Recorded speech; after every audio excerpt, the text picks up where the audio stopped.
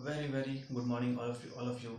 So myself is MD Yahya, and today we are going to deals about a very small topic from the NEET point of view. ठीक है, NEET के लिए हम लोग अभी एक छोटे से टॉपिक के बारे में बात करेंगे और उस टॉपिक का नाम है एरिथ्रोब्लास्टोसिस फीटालिस।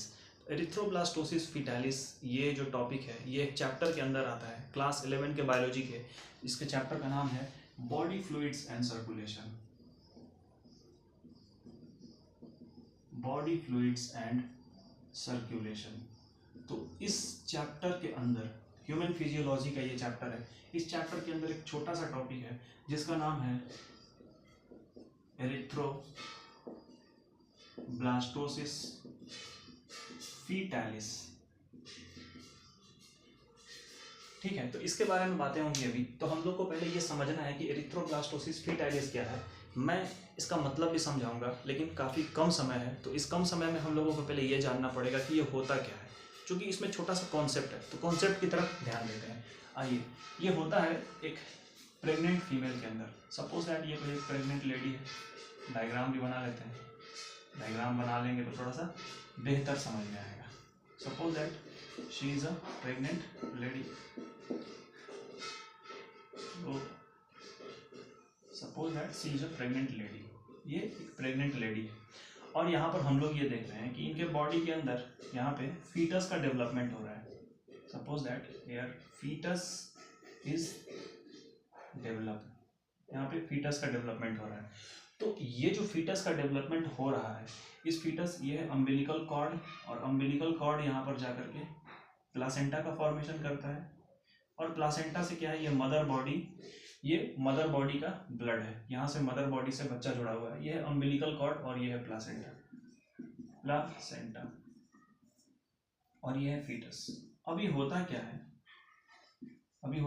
कि अगर मदर का जो ब्लड है, अगर मदर का ब्लड निगेटिव है, ये मदर है, अगर यहाँ पर हम देखा जाए मदर का जो ब्लड है ये RH निगेटिव है। RH निगेटिव का मतलब ये समझते हैं सब लोग कि ये जो RBC है बाइकॉन्केव शेप का होता है, इसके ऊपर कोई भी RH प्रोटीन नहीं है। अगर इसके ऊपर RH प्रोटीन मिल जाएगा, जिसको हम लोग रीसस बोलते हैं, तो फिर इसको हम लोग क्या बोलेंगे, ये ब्लड ग्रुप RH पॉजिटिव कहलाएगा। लेकिन ये जो फीमेल है, इस फीमेल का जो RBC है, उस RBC के ऊपर कोई भी RH एंटीजन प्रेजेंट नहीं है, तो इसीलिए ये जो फीमेल है इनका ब्लड ग्रुप निगेटिव है। और जो बेबी का डेवलपमेंट हो रहा है फीटस का, इसका ब्लड ग्रुप क्या है, RH पॉजिटिव। तो अब यहाँ पर ये देखना है कि जैसे ही इस फर्स्ट बेबी का, अभी इस फीमेल का ये फर्स्ट डिलीवरी है, फर्स्ट बेबी का जैसे ही डिलीवरी होता है, तो डिलीवरी के वक्त प्रॉब्लम क्या होता है कि ये जो प्लासेंटा है ये भी साथ में बाहर आएगा।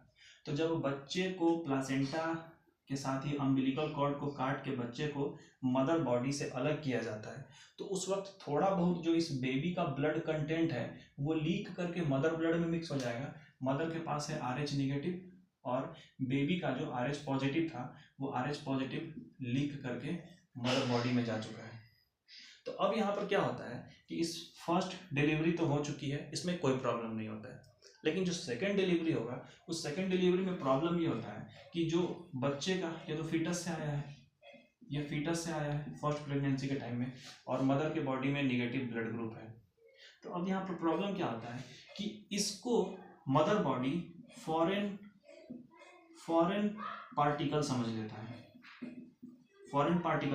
है, और इस फॉरेन पार्टिकल के रिस्पॉन्स में मदर का बॉडी क्या करेगा, एंटीबॉडी बनाना स्टार्ट कर देगा। एंटीबॉडी किसके अगेंस्ट में, antibody against RH positive blood group. यानी कि अब इस मदर के बॉडी में कैसा एंटीबॉडी प्रेजेंट है, इस मदर के बॉडी में एंटीबॉडी है किसके अगेंस्ट,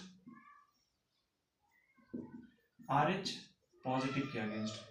यानी कि इसको मारना पड़ेगा। तो इसीलिए मदर का जो इम्यून सिस्टम है उसने क्या किया कि अपने अंदर एक RH पॉजिटिव के अगेंस्ट एंटीजन बनाया ताकि इसको मारा जा सके।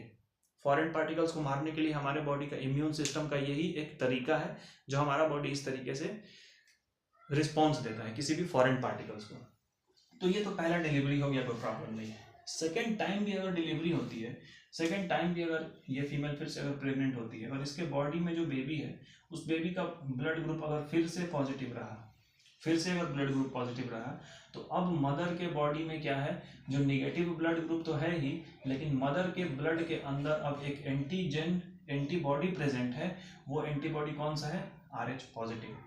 तो जैसे ही हम लोग को ये मालूम है कि इस फीटस को फूड कहाँ से मिलता है, इस फीटस को फूड मिलता है मदर ब्लड के थ्रू। मदर का ब्लड आएगा और क्या करेगा, इस फीटस को हर चीज़ प्रोवाइड किया जाता है मदर्स के ब्लड के थ्रू, ब्लड के हेल्प से। और फीटस का जितना भी जो एक्सक्रीटरी प्रोडक्ट है, जो वेस्ट मटेरियल है, वो सारा फिर से मदर ब्लड में जाकर के मिक्स कर दिया जाता है। तो ये वो प्लासेंटा है जहाँ पर क्या होता है कि मदर बॉडी और फीटस बॉडी एक दूसरे से जुड़े हुए होते हैं और यहीं से कम्युनिकेशन होता है। तो मदर ब्लड में जब ये एंटीबॉडी मिक्स हो जाएगा RH पॉजिटिव वाला, तो ये ब्लड से जाएगा इस बेबी के, इस फीटस के पास, और फीटस के ब्लड में जब ये पहुंच जाएगा एंटीबॉडी का शेप कैसा होता है, इस तरीके का वाई शेप एंटीबॉडी होता है। तो ये एंटीबॉडी इस बच्चे का जो ब्लड है, उस ब्लड में जो RBC है, वो RBC RH पॉजिटिव है, तो इसके RBC को, इस बच्चे के RBC को मारना शुरू कर देगी। ये RH एंटीजन है, RH प्रोटीन है ये। तो बच्चे का ब्लड ग्रुप क्या है, RH पॉजिटिव। तो बच्चे के RBC को मारना शुरू कर देगा मदर के बॉडी में ये जो एंटीबॉडी प्रेजेंट है RH पॉजिटिव के अगेंस्ट में। तो नतीजा क्या होगा कि इस बच्चे के बॉडी में जितना भी जो RBC था, RBC को क्या कर दिया जाएगा, डिस्ट्रॉय कर दिया जाएगा। RBC destroyed. किसने डिस्ट्रॉय किया भाई, RBC को डिस्ट्रॉय किया है mother's blood contained RH positive antibody. यहां पर यही चीज हो रहा है कि मदर्स के ब्लड में जो RH पॉजिटिव एंटीबॉडी मिल रहा था, वही एंटीबॉडी ने फीटस के RBC को डिस्ट्रॉय कर दिया है। सिंपल सा कॉन्सेप्ट है। तो अब जो इस बच्चे की डिलीवरी होगी, तो इस बच्चे में हम लोगों को क्या मिलेगा, RBC की कमी मिल जाएगी, RBCs लैक। और इसी कंडीशंस को हम लोग क्या बोलते हैं, इसी को हम लोग बोल देते हैं एनीमिया। मतलब बच्चे को क्या होगा, खून की कमी हो जाएगी, खून की कमी हो जाएगी। तो खून की कमी क्यों हुई है, उस बच्चे के ब्लड में जो RBC था वो, उसका ग्राफ काफी नीचे जा चुका है, RBC का डेथ हो चुका है। और RBC का जो साइंटिफिक नेम है वो क्या है, एरिथ्रोब्लास्ट, ठीक है, एरिथ्रोब्लास्ट, ठीक है, एरिथ्रोसाइट। RBC का जो नाम है, साइंटिफिक नेम, उसको हम लोग एरिथ्रोसाइट बोलते हैं। तो एरिथ्रोसाइट मतलब RBC में जब ब्लास्ट हो रहा है तो वहीं से ये टर्म लिया गया है एरिथ्रोब्लास्टोसिस। मतलब कि अब यहाँ पर क्या हो रहा है, एरिथ्रो का मतलब सिंपली क्या हो गया, RBC, और ब्लास्ट मतलब क्या हो गया, ब्लास्ट का मतलब डेथ, RBC का डेथ हो गया। तो एरिथ्रोब्लास्टोसिस मतलब RBC का डेथ। और किसके RBC का डेथ हो रहा है भाई, फीटस का। तो यहाँ पे ये टर्म फिटालिस से लिया गया है कि जो एरिथ्रोब्लास्टोसिस फिटालिस है, इसमें क्या होगा कि जो भी आपका फीटस है, उस फीटस के RBC को डिस्ट्रॉय कर दिया जाता है। किसने डिस्ट्रॉय किया, मदर बॉडी में जो एंटीबॉडी बना था RH पॉजिटिव के अगेंस्ट में, उसी ने ऐसा किया। तो ये कब पॉसिबल होता है, इसका चांस कब है, ड्यूरिंग सेकेंड प्रेगनेंसी। कब होगा, व्हेन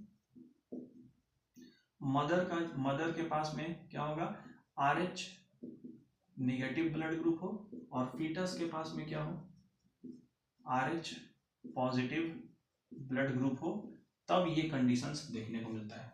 यही NCERT में लिखा हुआ है। तो जो चीज़ NCERT में लिखा हुआ है उस चीज़ को मैंने डायग्राम के थ्रू बताया है, उस चीज़ को मैंने एक कॉन्सेप्ट के थ्रू बताया है। तो यही है erythroblastosis fetalis. If you want then you can take the screenshot of it. ले लिया स्क्रीनशॉट, चलो ठीक है। तो यही बताना था आज की क्लास में, छोटा सा टॉपिक था, इसको बच्चे अक्सर याद कर लेते हैं। तो रटते वक्त ये प्रॉब्लम हो जाता है कि जब आप रट लेंगे तो वहाँ पर आप थोड़ा सा भी मिस्टेक हो सकता है, क्वेश्चन घूमेगा तो शायद मिस्टेक हो जाए। तो इससे बेहतर है कि हम लोग कॉन्सेप्ट को समझते हैं, ठीक है। तो इसीलिए आज के लिए इतना ही। पढ़ते रहिए। मिलते हैं फिर अपने नेक्स्ट लेक्चर में, जो कि समय काफ़ी कम था, कम समय में ये एक छोटा वीडियो मैंने बनाया। This much for the day. Thank you everyone.